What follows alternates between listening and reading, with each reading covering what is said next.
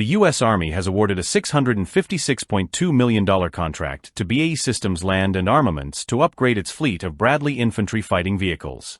This effort focuses on modernizing the vehicles to the M2A4 and M7A4 variants, ensuring the Army's ground forces remain technologically advanced and ready for future challenges.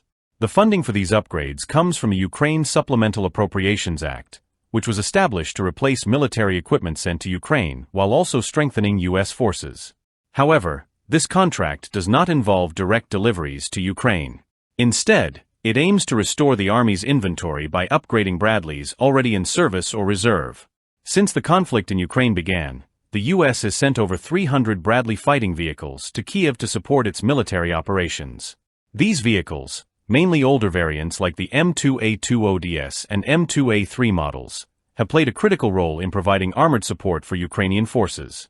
But with these transfers, the U.S. Army's own stock has been reduced.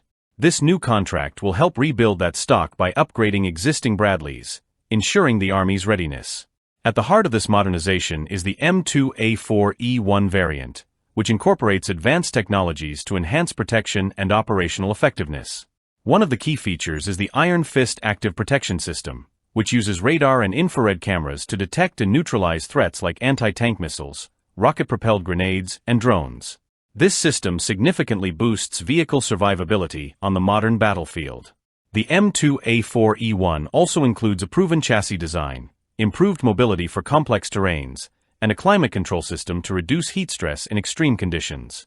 Its armament includes a 25mm Bushmaster chain gun and a 7.62mm coaxial machine gun, providing the necessary firepower for modern combat. Enhanced sensors and advanced targeting systems improve situational awareness, giving crews a tactical edge.